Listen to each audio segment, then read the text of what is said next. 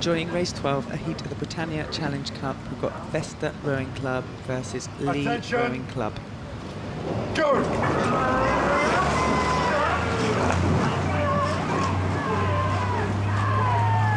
And here they come off the start, that fantastic noise you hear, the crowds cheering, the athletes driving their boats on, and the two cocks this falls. This is fast and furious in this Wyfells, both crews looking to get the early advantage. Yeah, the start at Henley there is nothing that compares to it, and just looking at the pictures gives both of us as former oarsmen a feeling of anxiety in the stomach and the fear that's ahead. But once you're out of the blocks and you really are focused on moving the boat as fast as possible, all that evaporates, and it's all about the race and focus. And you see in all the athletes in these boats tremendous focus on rowing individually and together. One of the amazing things about the sport of rowing, I think, is people will compete fiercely with each other to get in the boat, and then once they're in the crew, it's all about working with each other. Yeah, enjoying this race here at Forley. We're looking at the Lee Rowing Club on the right-hand side, Vesta Rowing Club on the left-hand side. It is Lee that's making the better of the first half of the race in this heat of the Britannia Challenge Cup. Men's Cox falls. You can see the Cox of the Lee boat there. Just looking over, he'll be checking where Vesta is. Richard Hill will be having a look, giving that information to his crew. He doesn't need to give the information at Lee at this stage. They're ahead. There as athletes, they'll be having a sneaky look out of their left eye. They can see where the Vesta are. Yeah, commanding position at this stage for Lee, and rowing well, nice long rhythm. Both of these clubs, a great tradition of crews, competing against the universities. Sometimes people feel that the elitism in sport from the tradition of the Oxford-Cambridge boat race, but these clubs bringing athletes of all kinds from their communities for many years.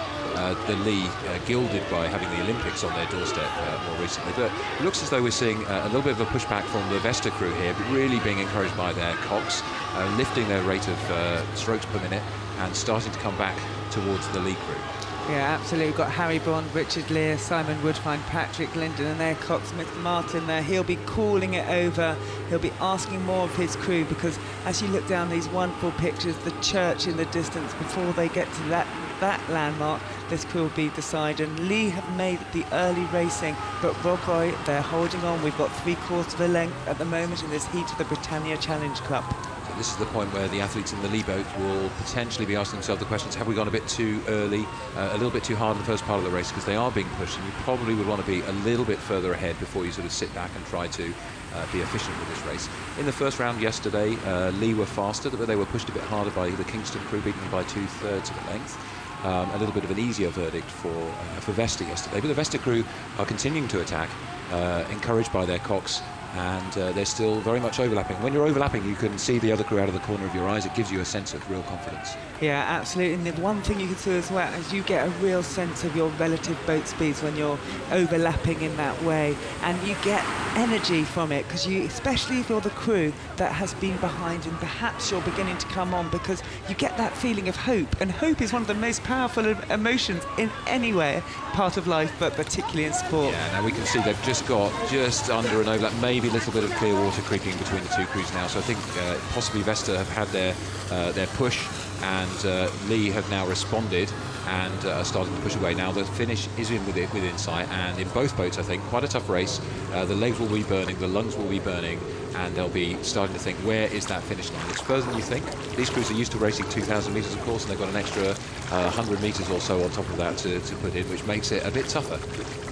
Yeah, absolutely. And Lee, they feel like this is their best crew since the 90s. They've come to Henley Rowing Club and to Henley Regatta with a mission. And, you know, as you look now, Richard Hill, he's having a little look. He's checking what's going on with their Vesta crew. They'll have feel, but perhaps they have covered that move. And here they are. They feel like they've had a really great season. It looks like here on the Henley Thursday that this is they're going to step up, and perhaps we'll be seeing them tomorrow. Let's see how it pans out. Yeah, Lee looking very good as they come past the stewards' enclosure. Deck chairs filling up in the front row there, and towards the finish line, looking long and strong. Well raced both crews.